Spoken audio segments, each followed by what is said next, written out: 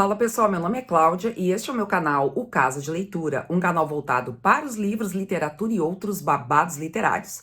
E o babado de hoje, pessoal, é um livro incrível, já bastante antigo, da minha biblioteca, que fala de um pintor muito especial. Quer conhecer esse pintor? Não saia daí, que eu já vou contar para vocês que babado é esse. Então, pessoal, nosso livro de hoje é este aqui, O Pintor de Lembranças. Então, ele fala exatamente sobre um pintor que tem uma característica especial em seu trabalho. Ele pinta lembranças, né, como o próprio título diz. O autor é José Antônio del Canizo, o ilustrador é Jesus Gaban e a tradução é de Charles Kiefer. Até pelo livro, como vocês podem observar que o aspecto do livro é um livro da minha biblioteca, já bastante antigo. Ele é uma publicação de 1995, mas para apresentar hoje eu me lembrei dele porque eu acho que ele traz uma temática muito sensível acerca dos seres humanos, né, a importância que as lembranças têm para as pessoas. E me parece que é um tema muito pertinente, né, não só para a literatura infanto-juvenil, mas também adulta, num tempo em que a gente acaba esquecendo da importância das memórias, que é um tempo muito rápido, né? É um tempo do agora, o tempo das redes sociais, o tempo das novas tecnologias, é o tempo em que é comprimido, né? E o próprio espaço também sofre essa compressão, né? Se a gente for pensar no alcance das redes globais. Então, quem está muito longe de nós, ao mesmo tempo está tão perto, né? Via conexão. Então, eu acho que esse é um tema sempre atual, que é o tema das recordações, das memórias, e que importância tem isso na constituição dos sujeitos. Para fazer uma mediação de leitura deste livro, é bem importante que a gente explore esses elementos que a capa já nos traz. Além do título, né, que é uma coisa que a gente pode perguntar, mas como é que a gente pinta lembranças, né? É possível que se pintem lembranças? Como será que isso funciona? As lembranças não estão guardadas dentro de nós, então como é que a gente pode pintá-las?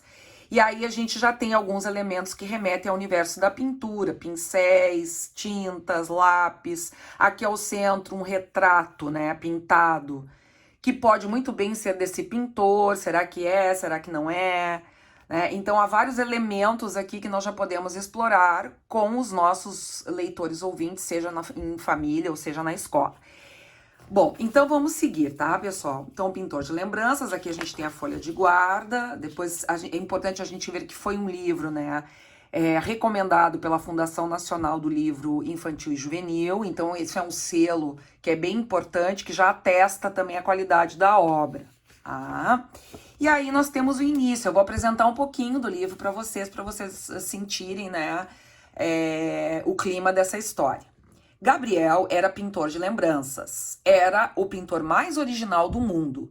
Não havia nenhum outro como ele. Então aqui está o Gabriel, que é o nosso pintor, e se nós olharmos para o aspecto dele, com óculos e tal, cabelo, a gente já pode fazer uma relação com esse personagem aqui da capa. Então parece que é ele mesmo, né? Mas o que será que esse pintor tinha de tão original? Existem muitos tipos de pintores, pintores de retratos, que desenham no quadro o rosto e o espírito de quem posa para eles. Então aqui nós temos um retrato, a gente vê aqui a pessoa posando, aqui o retrato pintado, nós temos um cenário ao fundo, que remete a uma dada época, e isso é muito interessante para a gente já estabelecer relações com os períodos de arte, períodos de pintura, né, se é Renascimento, se é barroco, né? Não só da pintura, mas como das artes em geral. Então, é bem interessante a gente pensar numa mediação de leitura que interdisciplinar, né? Inclusive com professores de artes, né? Fazendo essa mediação, que não apenas o professor de língua portuguesa, como é o usual. E aí, seguindo, o narrador vai falando dos outros tipos de pintores. Pintores de paisagens que plantam seu cavalete em plena natureza e plasmam em suas telas toda a beleza do campo. E aqui nós vemos o pintor, então, né, que está na própria natureza, retratando essa natureza. E vejam quantos elementos nós temos aqui. Nós temos um campo, nós temos um trem passando ao fundo com algumas bandeiras que identificam diferentes países, né? A própria roupa do pintor, né, que remete a uma dada época, a um dado local. de pintura, né? Por exemplo, a gente sabe que o Monet era um pintor francês que gostava muito, né, de retratar a natureza, né? Tanto que na França existem os jardins de Monet até hoje, né? Que são visitados, né? Esse jardim é visitado por muitos turistas. Então existe uma reflexão aqui que pode ser feita acerca da arte, dos pintores. Será que os pintores de hoje usam essas roupas? Será que é assim? Como é que são os pintores, por exemplo, que existem na nossa cidade ou no mundo, né? Vocês vejam que aqui as bandeiras, né, tem do Japão, tem de vários lugares. Então, como serão os pintores, né? Quem serão os pintores, né, que se destacam nesses diferentes países? Nossa, pessoal, uma discussão assim que não tem fim. Mas vamos seguindo. Há também pintores de naturezas mortas, que geralmente têm que se consolar dando vida com seus pincéis a tudo aquilo que jamais poderão mastigar com os dentes. Então vejam só que interessante essa reflexão também, né? Existe uma reflexão política aqui de fundo também, né? Por que será que esses pintores jamais vão poder mastigar com os dentes aquilo a que eles dão vida? Será que é só porque é uma pintura? Será porque, em geral, os pintores, na sua época, né, não são reconhecidos e não são bem remunerados pelas suas obras? O que é uma natureza morta? Então vejam que belíssimas as ilustrações desse livro, né, que retratam bem o universo das pinturas. Há também pintores de salão, que às vezes se cansam de tanto retratar reis e rainhas. E para se distrair um pouco, põe-se a pintar os serviçais do palácio e até mesmo um cachorro que passava por ali. Mas no final, os reis acabaram sendo pintados no fundo do quadro. Não poderia ser diferente, né? Então, por que os reis acabam tendo que aparecer? Essa pintura é uma pintura célebre, né, do Velázquez, que é um pintor bem famoso também. E aí a gente já pode fazer essa relação, se não no primeiro momento, no segundo momento, né? E também há pintores abstratos que enchem seus quadros de sonhos fantásticos, luzes que explodem, manchas incendiadas e figuras misteriosas. Sim, existem muitos tipos de pintores, muitos. E aqui também a gente tem referências a um outro pintor bem conhecido, que depois também pode ser alvo de pesquisa, né, tanto com os filhos quanto com os estudantes, né, na escola. Então, o narrador vai apresentando os diferentes tipos de pintores para chegar no Gabriel. Afinal, o que o Gabriel tinha de tão especial, diferente dos outros pintores? Mas, ao longo da história, jamais existiria um pintor de lembranças até que Gabriel pensou: do que é que as pessoas mais gostam? Ah, das suas lembranças. O que é que faz tanta gente feliz? Lembrar, lembrar e lembrar os melhores momentos de suas vidas. Serei pintor de lembranças. Pode existir um jeito melhor de fazer as pessoas felizes do que pintar suas lembranças mais agradáveis? Assim poderão dependurá-las na parede e tê-las sempre diante dos olhos. E pregou na sua porta um letreiro que dizia: Gabriel, pintor de lembranças, das 8 às 12 e das 14 às 18. Isso é uma outra discussão, né, que a gente pode entabular com os nossos leitores ouvintes. Claro, a gente vai modulando conforme a maturidade. Será que é bom mesmo lembrar? Será que todas as lembranças são felizes? Claro que aqui o Gabriel está dizendo que ele gostaria de retratar as lembranças mais felizes, as mais agradáveis. Mas será que as pessoas terão vontade de registrar as suas lembranças num quadro? Será que mesmo as mais felizes, a pessoa vai querer recordar, né? Então tem uma série de discussões aqui bem filosóficas que a gente pode entabular com os nossos leitores ouvintes.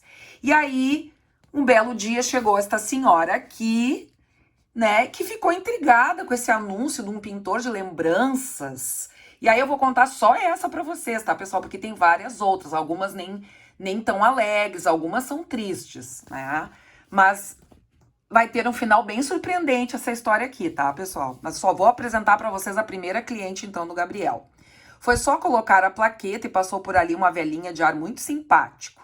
Ela quedou-se a fitar o aviso por longo tempo. Suspirou, recordando alguma coisa. Pensativa, foi para casa, caminhando lentamente. Mas a ideia ficou a rodopiar na sua cabeça a noite inteira. Na manhã seguinte, retirou todo o dinheiro da poupança e bateu à porta de Gabriel. Puxa, se ela teve que tirar todo o dinheiro da poupança, a gente acha que eram bem caros esses quadros, né? Tudo depende de quanto dinheiro ela tinha na poupança e tudo depende de quanto ele cobra esse quadro, tá? Então é outra discussão para a gente fazer. Quanto será que sai para fazer um autorretrato? Não, mas uma pintura, né, do seu retrato que a gente encomende para um pintor. Quanto será que deve custar, né? Depende, será que de um pintor muito famoso, quanto mais famoso, mais caro? Então são discussões que a gente pode fazer. E será que a gente precisaria de alguém que pintasse, né, nos pintasse ou pintasse as nossas lembranças para que a gente recordasse delas? Se a gente tiver uma fotografia, será que precisa da pintura?